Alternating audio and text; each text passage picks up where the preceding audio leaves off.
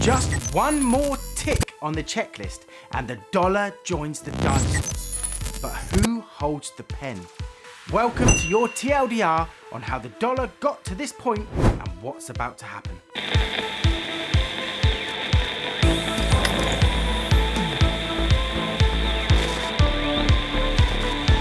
Just before the end of World War II, 44 Allied countries met at a place called Bretton Woods. On the agenda was the construction of a new financial system that would bring stability and trade after the war. At this meeting, it was decided the US would become the world's reserve currency and that the dollar would be fully backed by gold at a value of $35 per ounce. Every other country would back their currency with US dollars, and those would be held in reserve in the central banks. This arrangement saw the dollar take over the role of gold, with a guarantee that the world's central banks could redeem dollars for gold held in America at a fixed rate at any time. Trade between countries would be settled in dollars and create an efficient world trade system. However, it soon became apparent that countries were hoarding the dollars because it was like a paper gold.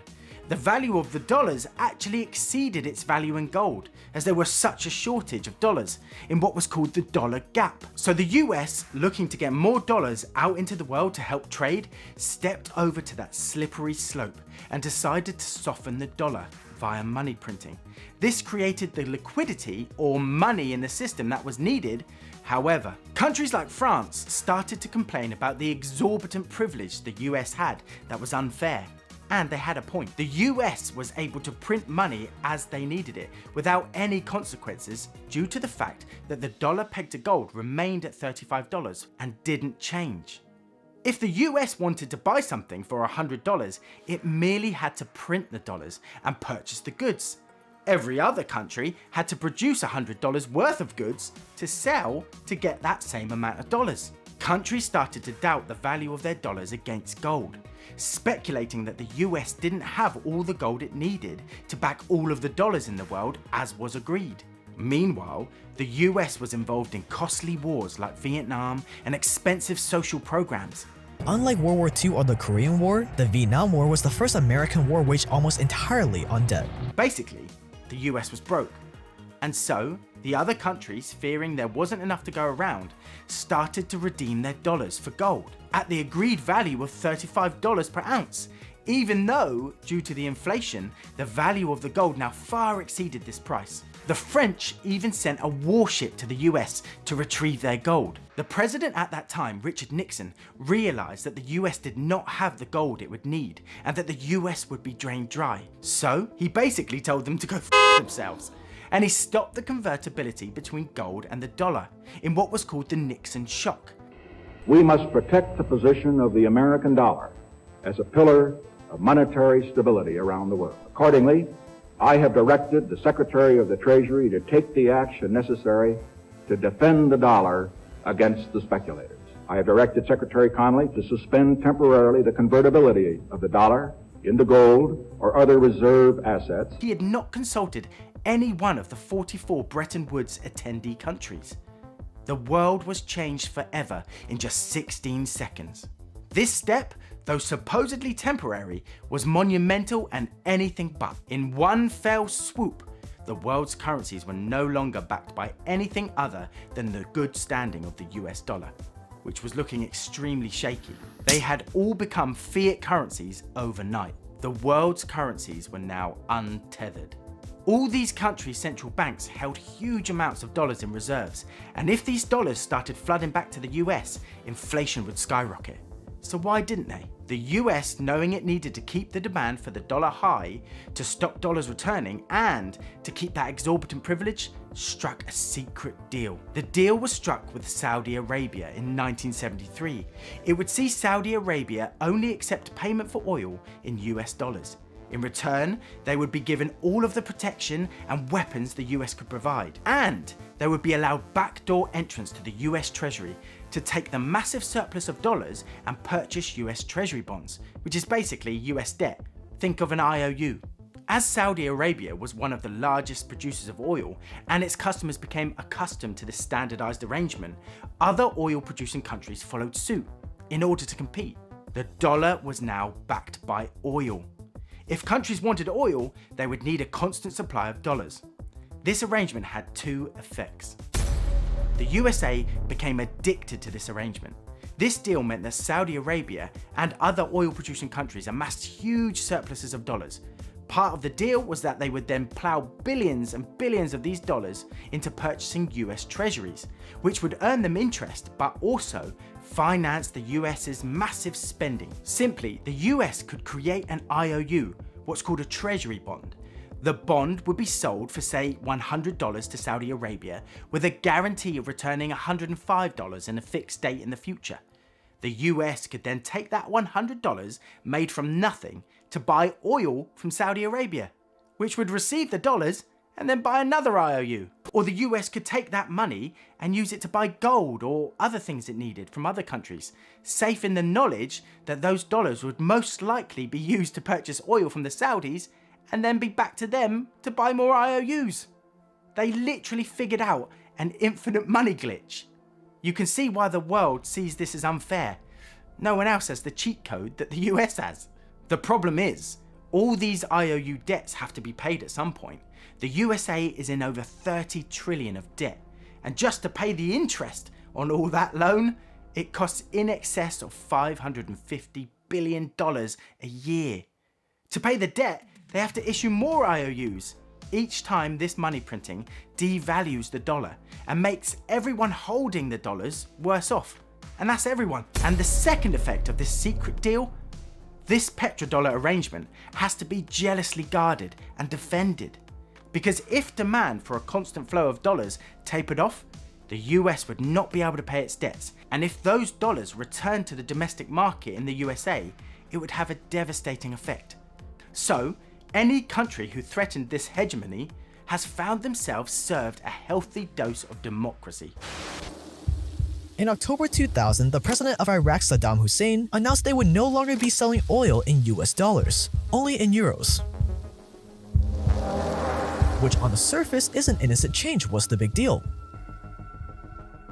The big deal is that Iraq has the 5th largest petroleum reserves in the world, and in the 2000s it had become the world's 5th largest oil producer. So when Hussein decided to start selling oil in euros instead of dollars, the US wasn't too happy. By February 2003, he had sold over 3 billion barrels of oil for 26 billion euros.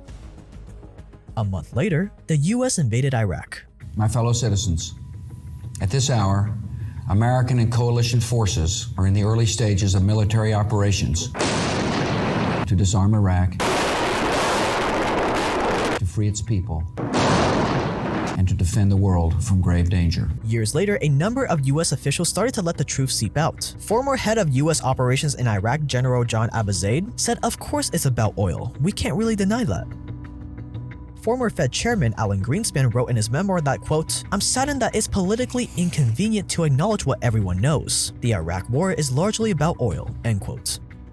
And former Defense Secretary Chuck Hagel said the same in 2007. Quote, "People say we're not fighting for oil. Of course we are," end quote. Add to this Venezuela in 2002, where America backed a failed coup after Hugo Chavez announced his intentions to sell oil for euros. Libya in 2009, in which Gaddafi announced his plans to create a new currency backed by his huge gold reserves and basically sell oil for gold. Another one bites the dust, with a little help from a US drone strike. Now, if you were designing a reserve currency, it stands to reason that you need the world to use and trust it. It needs to remain neutral, meaning that no matter what, the countries of the world are able to transact with it. It doesn't matter if it's friend or foe, it just matters that it's chosen as the medium for transactions. But this isn't how the US has used its privilege as the reserve. They don't trust us anymore, and then you look at the weaponizing of the dollar, where the world reserve currency should not have the prerogative of saying, well, you can use it, but you can't. The rest of the world looks at us and say, well, this is a country that came in under the guise of weapons of mass destruction, destroyed Iraq, and then said, oops, we're sorry. The Ministry of Foreign Affairs of the People's Republic of China put out an official paper, and they said that the U.S. exploits the world through seigniorage. They use worthless paper. I'm reading this directly from this. They use worthless paper to plunder nations. They said that the USD is the main source of instability in the world. They said that the US is boldly interfering in other countries, and they even went as far as to say that the USA has been behind every single color revolution since 2003, and they named them all off. Well, the US has coerced so many people that they have now kicked them out of the system. And so when you kick out Russia, one of the largest commodity producers in the world, you kick out Iran, what do? Do they just go away and die? No, they don't just go away and die. They find another system. Countries don't like being sanctioned or having the threat of being cut off from desperately needed oil or trade. The US has used its currency as a weapon, rightly or wrongly, so many times that so many countries have been kicked out of the party that they all find themselves in the same room. So they just started their own party. This is the BRICS Nations: Brazil, Russia, India, China, South Africa. These countries account for 26% of global oil output, 50% of iron ore, 40% of global corn, 46% of global wheat. The fact that these countries are coming together to trade in currencies other than the dollar is a catastrophe for the US, bringing demand for the dollar down. As recent as a few years ago, these countries in and of themselves could not stand up to the West on a military basis or a GDP basis, but you put them all together, and you got 80+% of human population who is accumulating all of the commodities, who are working on deals of mutual beneficial relationships and agreements that are sidestepping the dollar, and you put them all together and their military might is stronger, their GDPs are stronger. When in unison, all of these countries stop accepting the dollar and stop buying our treasuries and in fact sell them. I mean, God forbid, Japan, who is also rumored to be joining the BRICS, along with Australia and New Zealand, are contemplating joining the BRICS. At some point, it reaches critical mass where these countries stop accepting the dollar. And what makes the dollar the dollar? It's the acceptance of it. Of course. And at some point, the rest of the world says, you know what, we've had enough of this. You're destroying the value of it. At what point do you want to hold a currency that is massively indebted, and you can see their leaders are choosing inflation as the path they want to go down, making the exchange for hard commodities really something that you got to think twice about. Nations don't want to continue pulling their commodities from the ground, whatever that happens to be, in exchange for treasuries that will buy them less of the goods that they need in the future. But it gets worse. As this cohort has gotten stronger and stronger, it has attracted more and more interest from other countries.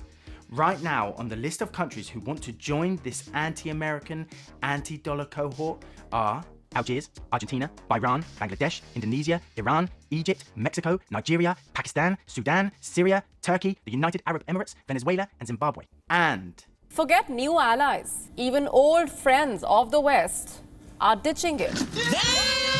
Saudi Arabia wants to join BRICS. It all seems to be part of a strategy. Saudi Arabia's push to decouple itself from the United States and ultimately the West. Yep, Saudi Arabia, the partner in the petrodollar, is looking to distance itself from the US. Every country on the planet has held dollars since the end of World War II and been forced to hold them since '74, since we got the petrol reserve status, courtesy of Saudi Arabia and OPEC. But what is Saudi Arabia doing now? They're joining BRICS. They just told the folks at Davos they're open to taking other currencies for oil. It's really hard to overstate exactly how catastrophic the abandonment of the U.S. dollar would be. Oil is the critical linchpin of this. If Saudi Arabia decides to join with America's enemies here and start trading oil in different currencies, that is going to undermine the entire global economic system. And here at home, you know what it's going to mean for us? It's going to mean raging inflation, so much worse than anything we have ever experienced. Well, and if Saudi Arabia, who joined BRICS, stands up on a stage with their arms around all of their 13 producing OPEC countries on the Belt Road Initiative, and China and Russia and all of these countries that comprise 85% of the world, and say, hey, thanks for the memories, guys. It's been great, but we're no longer going to take just dollars for oil. And all of those dollars come flooding home. It becomes a religious experience here as the dollar collapses and interest rates spike, creating chaos. The days of the petrodollar look to be coming to an end. For more than 80 years, the US has been able to print money out of thin air and export that inflation around the world. for the first time, the world is waking up to this, that, you can only go so far by continuing to borrow money just to pay the interest on what you borrowed. We pay hundreds of billions of dollars in interest and have to borrow money to pay it on the interest of the money we borrowed in the first place. So this is why I think we are losing trust. On top of the coercion, and on top of the sanctions, and on top of the lies and the misinformation. The BRICS nations are working on creating their own global reserve currency, backed by commodities. And if they can achieve a critical mass, based on the figures above, if these were all traded in the reserve currency, that currency would instantly become a cornerstone of the world's economy. I don't know about you, but this feels like an incredibly dangerous time in history. Ray Dalio does an amazing job of breaking down these big cycles. Take a look at this clip and let me know if you can recognize where we might be in this US empire life cycle. The big cycle typically begins after a major conflict, often a war, establishes the new leading power and the new world order. Because no one wants to challenge this power, a period of peace and prosperity typically follows. As people get used to this peace and prosperity, they increasingly bet on it continuing. They borrow money to do that, which eventually leads to a financial bubble. The empire's share of trade grows, and when most transactions are conducted in its currency, it becomes a reserve currency, which leads to even more borrowing. At the same time, this increased prosperity distributes wealth unevenly, so the wealth gap typically grows between the rich haves and the poor have-nots. Eventually, the financial bubble bursts, which leads to the printing of money and increased internal conflict between the rich and the poor, which leads to some form of revolution to redistribute wealth. This can happen peacefully or as a civil war. While the empire struggles with this internal conflict, its power diminishes relative to external rival powers on the rise. When a new rising power gets strong enough to compete with the dominant power that is having domestic breakdowns, external conflicts, most typically wars, take place. Out of these internal and external wars come new winners and losers. Then the winners get together to create the new world order.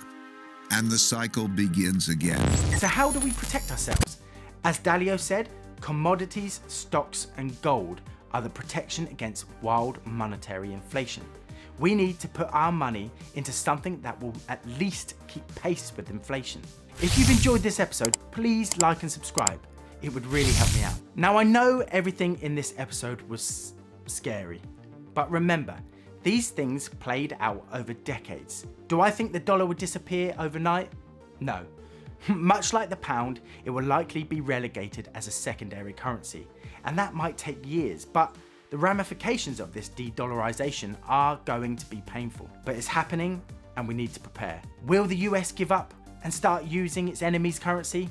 I doubt it, just like they won't use the dollar. In my opinion, that leaves the door wide open for a Switzerland-esque neutral currency controlled by no one. When central banks print a lot of money to relieve a crisis, buy stocks, gold, and commodities because their value will rise and the value of paper money will fall. This printing of money is also what happened in 2008 to relieve the mortgage-driven debt crisis, and in 2020 to relieve the pandemic-driven economic crisis, and it almost certainly will happen in the future. So I suggest that you keep this principle in mind.